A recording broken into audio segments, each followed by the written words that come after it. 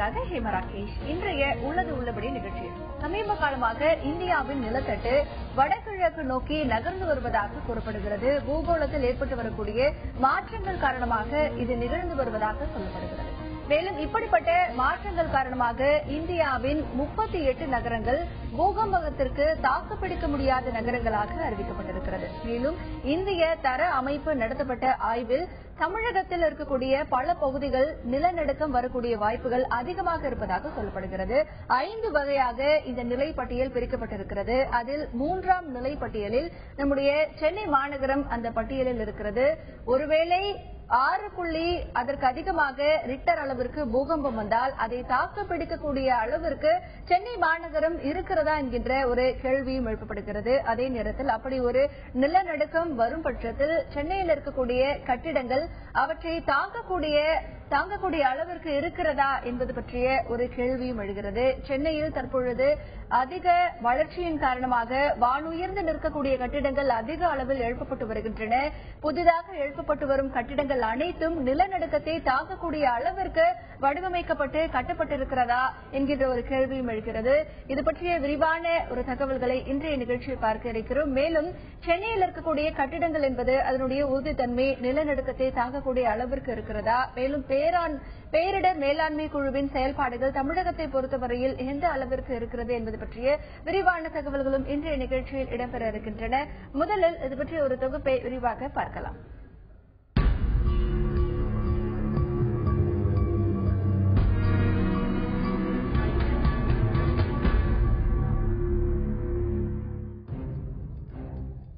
தமிழ்நாட்டின் தலைநகரமான சென்னையில் நிலநடுக்கம் ஏற்பட்டால் 80% கட்டிடங்கள் பலத்த சேதமடையும் என்று ஆய்வாளர்கள் அதிர்ச்சி தகவலை வெளியிட்டுள்ளனர்.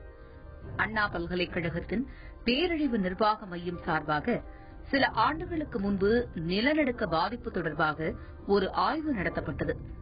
அதிநவீன தொழில்நுட்பத்தை பயன்படுத்தி சென்னையில் உள்ள கட்டிடங்கள் ஆய்வு செய்யப்பட்டது. இதில் 3 மாடிக்கு மேல் கொண்ட சுமார் 22,758 கட்டிடங்களின் உறுதித்தன்மை சோதிக்கப்பட்டது. அப்போது அந்த கட்டிடங்களில் சுமார் 30% கட்டிடங்கள் நிலநடுக்கத்தை தாங்கும் அமைப்புடன் கட்டப்படவில்லை என்பது தெரியவந்தது. மேலும் சென்னையில் 6.5 ரிக்டர் அளவிற்கு மேல் பூகம்பம் ஏற்படும் பட்சத்தில் 80% கட்டிடங்கள் சேதமடையும் என்று கூறப்படுகிறது.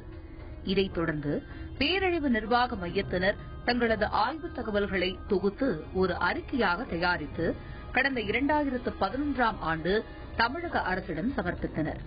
அதில் சென்னையில் இனி கட்டப்படும் கட்டிடங்கள் நிலநடுக்கத்தை தாங்கும் வகையில் கட்ட நடவடிக்கை எடுக்கப்பட வேண்டும் என்று பரிந்துரை செய்யப்பட்டுள்ளது.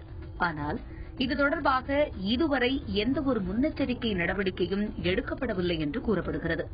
இந்தியாவில் நிலநடுக்க பாதிப்பு பகுதிகளை 5 மண்டலங்களாக நிபுணர்கள் பிரித்துள்ளனர்.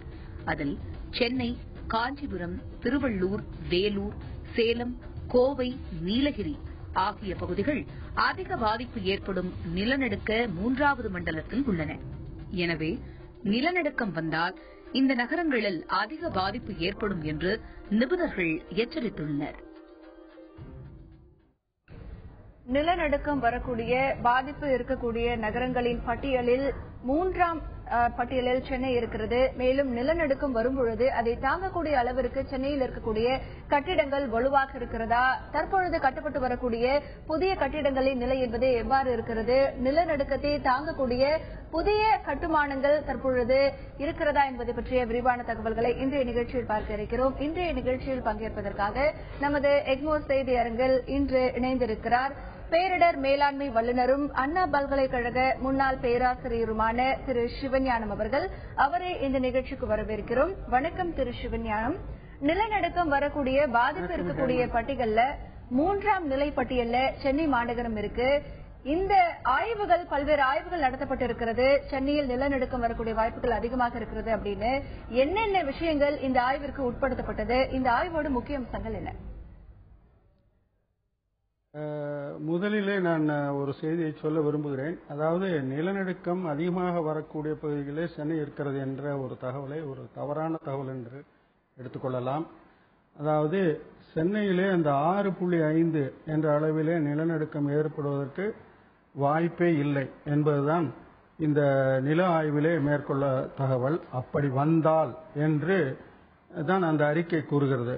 சென்னையிலே மிக அதிகமாக 3.5 என்ற அளவிலே தான் இதுவரை வந்திருக்கிறது. அது கூட வெகு நெடுங்காலத்துக்கு முன்னே ஏற்பட்ட நிலநடுக்கம் என்று நீங்கள் எடுத்துக்கொள்ளலாம்.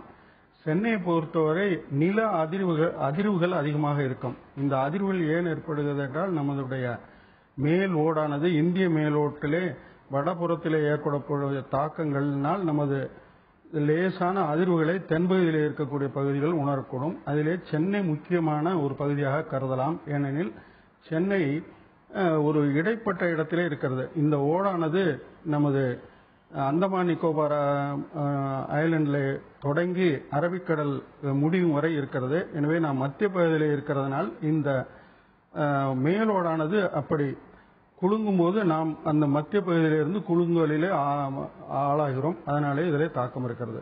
நீங்கள் கேட்ட கேள்வி, இதனால் சென்னைக்கு என்ன பாதிப்பு என்று கேட்டீர்கள்.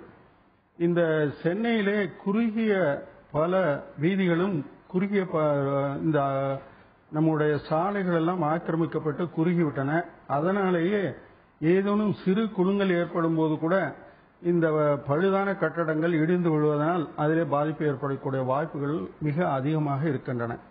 எனவே இந்த பழமையான கட்டிடங்களை சோதித்து அதை முடிந்தவரை இடித்துவிட்டு புதிய கட்டிடங்களை கட்டுவது என்பது மிகவும் முக்கியம். அதுவும் மிக பழமையான வீடுகள்லாம் உங்களுக்கு தெரியும், மண்ணால் கட்டப்பட்டிருக்கும் அல்லது காரையால் கட்டப்பட்டிருக்கும். அந்த காரையானது ஒரு 60-70 ஆண்டுகளுக்கு பழமையானதாக இருக்கிறதுனால் உதிர்ந்து சேதமடைந்து காணப்பட்டிருக்கும். உங்களுக்கு கூட தெரியும், அந்த புதுப்பேட் மற்றும் அந்த திருவல்லிக்கேணி பகுதியிலே ஒரு சிறு காலத்துக்கு முன்னாடி ஒரு கட்டடம் இழுந்து விழுந்தது. அது மண்ணால் கட்டப்பட்ட கட்டடம். அதற்கு மேலே 3வது மாடி கட்டியிருந்தார்கள். அந்த பலு தாங்காமல் அது இடிந்து விட்டு இது போன்ற நிலைகள் தான் இருக்கின்றன. இந்த 8 மாடி 10 மாடி 15 மாடி கட்டடங்களிலே ஒரு சரியான முறையிலே அது அனுசரிக்கப்படுகிறதா என்பதை பற்றிய கேள்வி எழுந்துள்ளது. ஏனெனில் இப்பொழுது அந்த 10 மாடி கட்டிடம் இடிந்து விழுந்தது உங்களுக்கு தெரியும். இது நமது சிஎம்டி என்று சொல்லக்கூடிய இதிலே அவர்கள் முதலிலே அதற்கு உண்டான அனுமதியை பெற்று விடுகிறார்கள்.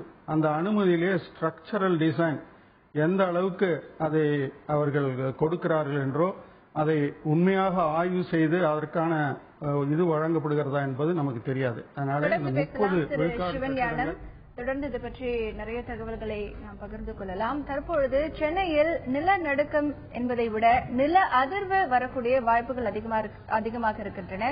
சென்னையை பொறுத்தவரை பல இடங்களில் குறுகலான பாதைகள், குறுகலான கட்டிடங்கள் என ஆக்கிரமிப்புகள் என்பது அதிகமாகவே இருக்கிறது. அப்படி நில அதிர்வு வரும் பட்சத்தில் அதை தாங்கக்கூடிய திறன் என்பது பழமையான கட்டிடங்களுக்கு இல்லை என்கின்ற ஒரு கருத்து முன்வைக்கப்படுகிறது.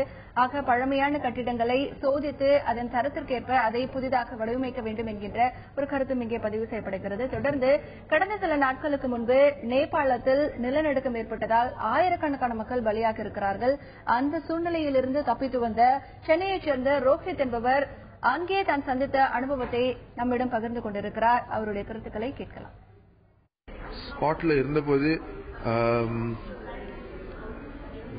எப்படி எக்ஸ்பிளைன் பண்ணுமே தெரியல. ரூம் ஃபுல்லா ஆடிட்டு இருந்தது. பெட்டு சும்மா லைட்டாலாம் இல்லை. நாங்களே ரூம் விட்டு ஃபுல் கேஆஸ், ரொம்ப கன்ஃபியூஷனா இருந்தது. அப்புறம் ஸ்பாட்ல இருக்கும்போது ஃபர்ஸ்ட் வந்தது பயமா தான் இருந்தது. அப்புறம் அந்த பயம்லாம் போய் எப்படி அடுத்தது என்ன பண்ணுன்னு தான் யோசிச்சுட்டு இருந்தோம். அப்புறம் அங்க இருந்து எஸ்கேப் ஆகி நிறைய பேர் இருக்கிற ஓப்பன் ஸ்பேஸ்ல போய் நின்னோம். இப்போ ஃபாரின்ல எல்லாம் பாத்தீங்கன்னா 8.5 வரைக்கும் வர வேண்டிய ட்ரெமர்ஸுக்கு வந்து ரெசிஸ்டன்ட் ஆன பில்டிங் அந்த மாதிரி ஆர்கிடெக்சர்லாம் வச்சு கட்டியிருக்காங்க. அதனால கொஞ்சம் சேஃபா இருக்கு. ஜப்பான்ல வந்து அடிக்கடி இது எர்த்குவேக் வந்து அங்க இருக்கிற பில்டிங் எல்லாம் எதுவுமே ஆகாம நிற்கும். பிகாஸ் அந்த மாதிரி ஆர்கிடெக்சர். இங்க அந்த மாதிரி ஆர்கிடெக்சர் கிடையாது. அது வந்து government has to take some initiative to make it safe. தொடர்ந்து திரு சிவஞானம் அவர்களிடத்தில் பேசலாம். திரு சிவஞானம், இப்ப சென்னையை பொறுத்த வரைக்கும் பல இடங்கள்ல வானுயர்ந்த அபார்ட்மெண்ட்கள் கட்டப்பட்டு வருகிறது. அந்த அபார்ட்மெண்ட்கள் அனைத்தும் இந்த நில அதிர்வை தாங்கக்கூடிய ஒரு வகையில் அமைக்கப்பட்டிருக்கிறதா? புதிதாக கட்டக்கூடிய கட்டிடங்களுக்கு என்ன மாதிரியான ஸ்ட்ரக்சரல் டிசைனிங் பண்ணணும் அப்படின்னு நினைக்கிறேன்? சென்னையில நீங்க சென்னையினுடைய மேலோடை எடுத்துக்கொண்டீங்கன்னா சென்னையில அந்த மேலோடை எப்படின்னா களிமண் பூமி. பெரும்பாலான இடங்களே களிமண் தான் மேலிருந்து கீழே ஒரு 20 to 50 அடி ஆழத்திற்கு இருக்கிறது. இப்ப நாம என்ன பண்ணிருக்கோம்னா இந்த தண்ணியை ஆழ்துளை கிணறு வழியாக உறிஞ்சி விட்டோம். அதனால மேலே எல்லாம் காய்ந்து போய்விட்டது. அப்ப இந்த களிமண் காய்ந்து போனால் உங்களுக்கு தெரியும் அது அப்படியே உதிர்ந்துரும். இது ஒரு காரணம். சென்னையிலே கட்டடங்கள் பலமற்றதாக போய்விடுவதற்கு ஒரு காரணம். முற்காலத்தில் எப்படின்னா 9 to 10 மாசம் சென்னையினுடைய தண்ணீரானது ஒரு 10 அடிக்குள்ளேயே இருக்கும். இப்பெல்லாம் அவ்வளவு இல்ல, 150 அடி 200 அடிக்கு போயிடுச்சு. அதனாலே ஈரப்பதம் மிக்க மண் என்பது சென்னையில் இல்லை. அதனால இந்த களிமண் பூமிக்கு ஏற்றவாறு அவர்கள் அந்த கீழே அடித்தளத்தை அமைக்க வேண்டும் என்பது எல்லோருடைய கருத்து. அதற்கு இந்த படல் என்று சொல்வார்கள், பெரிய படல், அதை போட்டு அதன் மேலே கட்டடத்தை கட்டுவது என்பது மிக அவசியம். இதை பற்றிய கூற்றை சொல்வதற்கு சரியானவர் என்று ஆர்கிடெக்ட் பிளஸ் ஸ்ட்ரக்சரல் இன்ஜினியர் அவர்கள் தான் கூற முடியும். என்னுடைய ஞானத்துக்கு எட்டிய வரையிலே நான் சொல்ல விரும்புவதேன் என்றால், இங்கே இந்த களிமண் பூமியானது மிகவும் உதிரக்கூடிய தன்மையாக இருக்கிறதுனால், ஏனால் ஈரப்பதம் காய்ந்து போனதனால் இங்கே கட்டடங்களுடைய அஸ்திவாரம் என்பது மிக பலமாக அமைக்கப்பட வேண்டும். அது தூண்களால, அந்த தூண்களுடைய பருமனும் கூட மிக பெரிதாகவும் மேலே போக போக அதை குறுக்க கூடாது. என்ன பல கட்டிடங்களில் பார்த்தீங்கன்னா 5 மாடி வரலும் அந்த பருமன் அதிகமாக இருக்கும்.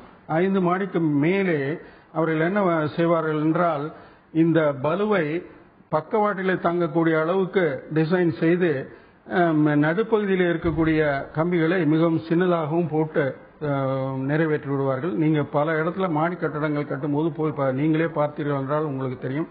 சில கட்டிடங்களை நான் பார்த்திருக்கிறேன். அவர்கள் இதற்கு தேவையான ஒரு உறுதிமொழியை கொடுத்து விட்டு, ஆனால் கட்டடத்தை கட்டும்போது வேகமாக முடித்து விடுகிறார்கள்.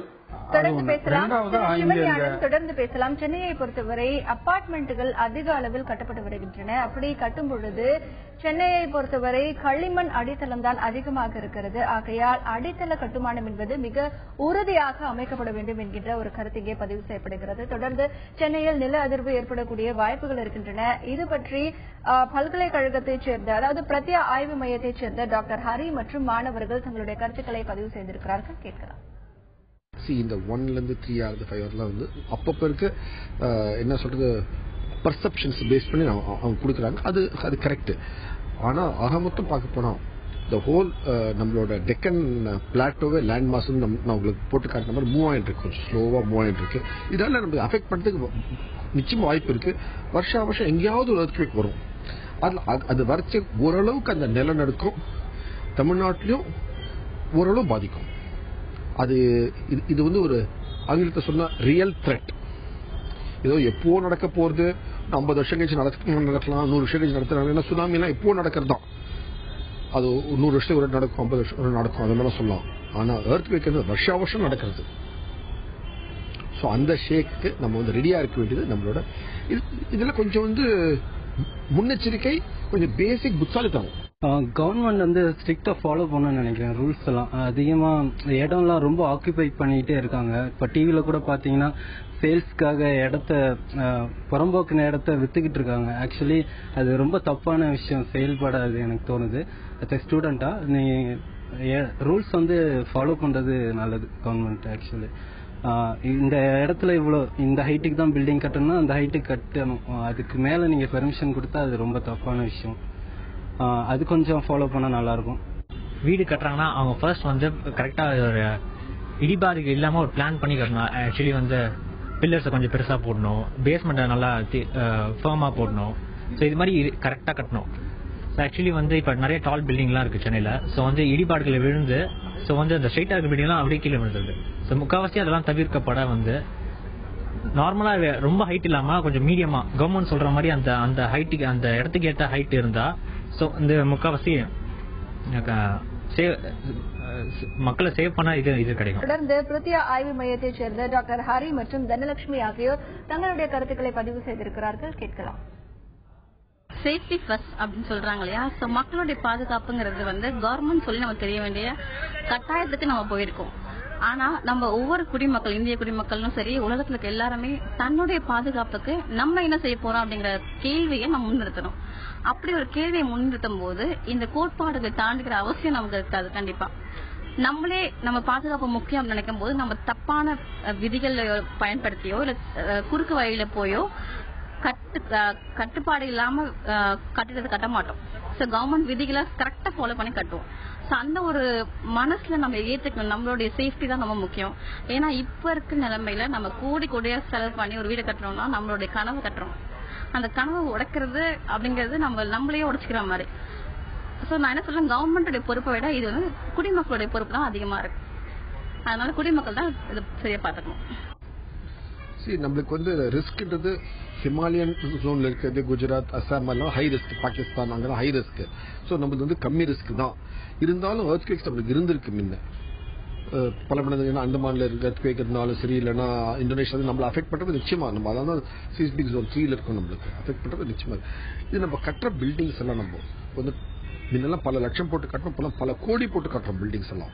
ஸோ அந்தந்த சீஸ்மிக் ஜோனுக்கு ஏற்ற மாதிரி என்ன ரிக்குவயர்மெண்ட்ஸ் இருக்கோ, எர்த்குவேக் ரெசிஸ்டன்ட், எர்த்குவேக் ப்ரூஃபா கட்ட முடியாது எதுவுமே, எர்த்குவேக் ரெசிஸ்டண்டா தான் கட்டலாம். அது நம்ம வந்து அதை பிளான் பண்ணி அழகாக கட்டலாம். ஏன்னா இன்னைக்கு வந்து அந்த கட்டுறதுக்கு ஒன்று engineering, civil engineering techniques, structure engineering techniques நிறைய வந்துருக்கு, வராது இல்லை. ஸோ அதெல்லாம் உபயோகப்படுத்தி நம்ம அழகாக கட்டினா அந்த வரப்போற எர்த்குவேக் 2 நிமிஷம் 3 நிமிஷம். ஆனால் அது நம்ம அதுக்கு முன்ன 20, 30 வருஷம் 40 வருஷம் கட்ட பில்டிங்னா இடிஞ்சு விழுந்து நம்மளோட வாழ்க்கை கெட்டு போறது. அதெல்லாம் ஆகாது இருக்கிறதுக்கு அந்த 2-3 நிமிஷம் தாங்குற மாதிரி நம்ம பிளான் பண்ணி கட்டிருந்தா நம்மளோட வாழ்க்கை, நம்மளோட நகரம் எல்லாமே நல்லா இருக்கும். தொடர்ந்து திரு சிவஞானம் அவர்களிடத்தில் பேசலாம். திரு சிவஞானம், பேரிடர் மேலாண்மை செயல்பாடுகள்ல தமிழகம் எந்த அளவுல இருக்கு, அரசு இன்னும் என்ன கூடுதல் கவனம் செலுத்தணும்னு நினைக்கிறீங்க? இப்ப அந்த ஆய்வு மையத்தில் பேசின கருத்துக்களை தொடர்ந்து பேசிவிட்டு நான் அதை பற்றி சொல்கிறேன். ஆய்வு மையம் என்ன சொன்னாங்கன்னா, நாம பாதுகாத்துக்கணும்னு சொல்றாங்க. இப்ப வீடு கட்டும் போது உங்களுடைய வெளி கதவை எப்படி வைக்கணும்னா வெளியே திறக்குமாறு வைத்திருக்க வேண்டாம். எல்லா முன்னேறிய நாடுகளிலும் பாத்தீங்கன்னா அந்த கதவானது வெளியே திறக்கக்கூடியதா இருக்கும். ஏதாவது ஒரு ஆபத்து ஏற்படும் போது கதவை வேகமாக திறந்து கொண்டு வீதிக்கு சென்று விடலாம். நம்ம ஊர்ல பாத்தீங்கன்னா இப்பெல்லாம் பாதுகாக்கிறது முக்கியமான கதவுகள் எல்லாமே உள்ளே திறக்கக்கூடியதாக இருக்கிறது. எனவே முதலிலே உள்ளே திறக்கும் போது பின்னாடி வருவர்கள் அதிலே சிக்கிக் கொள்வார்கள். இது முதல். இரண்டாவதாக, at arms and you have the help அப்படின்னு ஒரு வார்த்தை இருக்கு. உங்களுடைய கையெட்டிய தூரத்துல தான் உங்களுக்கு வேண்டிய உதவி. அதனால வீட்டில் எப்பவும் ஒரு தண்ணீர் பாட்டில், சில டூல்ஸ் எல்லாம் நம்ம கைவசம் இருக்க வேண்டும். ஸ்க்ரூ டிரைவர், சுத்தி, இது போன்ற பொருட்கள் நம்ம கிட்ட இருக்கணும். அதே போல ஒரு பெரிய கம்பளி அல்லது ஒரு பெரிய பெட்ஷீட் நம்ம கைக்கு பக்கத்தில் இருக்கணும். ஒரு நெருப்பு ஏற்படும் போது அதை அணைப்பதற்கு இதெல்லாம் உதவும். இது போன்ற இடர்களை தாங்குவதற்கு நாம் நம்மை தயார்படுத்திக் கொள்ள வேண்டும். இரண்டாவதா நீங்க கேட்டுங்க, தமிழகம் எந்த அளவுக்கு இதை செய்திருக்கிறார். இந்தியாவில் இந்த மத்திய அரசானது பேரிடர் மேலாண்மையை மிக வேகமாக மிக நல்ல முறையிலே கையாளுவதற்கான பயிற்சியையும் கொடுத்திருக்கிறார்கள். அதற்கான ஒரு கட்டமைப்பையும் ஏற்படுத்தி இருக்கிறார்கள். ஆனால் பல மாநிலங்களிலே இதற்கான முயற்சிகளை கூட இன்னும் முன்னெடுத்து செல்லவில்லை என்றே கருதப்படுகிறது. தமிழகத்தில் எப்படி என்றால் இதற்கான ஒரு அமைப்பு இருக்கிறது. அந்த அமைப்பானது ஏதாவது ஒரு திடீர் வெள்ளம் ஏற்படும் போது அதற்போன்ற ஒரு இதற்குத்தான் அதை பயன்படுத்துகிறார்களே ஒழிய அதற்கு ஒரு சரியான முறையில பயிற்சி அளித்திருக்கிறார்களா என்ற கூற்று சில நேரத்தில் நமக்கு இடர்பாடாக இருக்கின்றது. ஏன்னா அவங்க போகும்போது நீங்க பாப்பீங்க சில பொருட்கள் அவங்களிடம் இல்லை. அதனால அவர்களுக்கு உரிய அந்த கருவிகளையும் அதற்கு உண்டான அந்த ப்ரோப் என்று சொல்லுவோம், முதலிலே அதை கண்டுபிடிப்பதற்கான கருவிகள், லேசர் சார்ந்த கருவிகள், அதிர்வுகளை அளக்கக்கூடிய கருவிகள், இதெல்லாம் அவங்க கிட்ட இல்லவே இல்லை. அதனால அதையெல்லாம் சிவஞானம், உங்களுடைய தகவல்களுக்கு நன்றி. நில அதிர்வு வரக்கூடிய பட்டியலில் சென்னை நகரம் இருக்கின்றது. ஆக நில அதிர்வை தாங்கக்கூடிய வகையில் கட்டிடங்களில் கட்டுமான தொழில்நுட்பத்தை மேம்படுத்தி கட்ட வேண்டும். மேலும் சென்னையை பொறுத்தவரை பல அடுக்குமாடி குடியிருப்புகள் வேகமாக கட்டப்பட்டு வருகின்றன. ஆக நில அதிர்வை தாங்கும் பட்சத்தில் இருக்கக்கூடிய புதிய தொழில்நுட்பத்தை பயன்படுத்தி அந்த அடுக்குமாடி கட்டிடங்கள் கட்டப்பட வேண்டும். மேலும் பொதுமக்களுக்கு இதற்கான விழிப்புணர்வை ஏற்படுத்த வேண்டும். பேரிடர் மேலாண்மை செயல்பாடுகளை பொறுத்தவரை தமிழகம் என்பது கொஞ்சம் பின்தங்கிய நிலையில் இருக்கிறது. ஆக அவர்களுக்கு முறையான பயிற்சிகள் அளிக்கப்பட வேண்டும் என்பதே ஒட்டுமொத்த கருத்தாக இங்கே பதிவு செய்யப்படுகிறது. இந்த நிகழ்ச்சியில் பங்கேற்ற பேரிடர் மேலாண்மை வல்லுநர் திரு சிவஞானம் அவர்களுக்கு நன்றி. மீண்டும் ஒரு உள்ளது உள்ளபடி நிகழ்ச்சியில் சந்திக்கலாம். தொடர்வது தொடர்வது 11 மணி செய்திகள். தொடர்ந்து இணைந்திருங்கள் தந்தி தொலைக்காட்சியுடன்.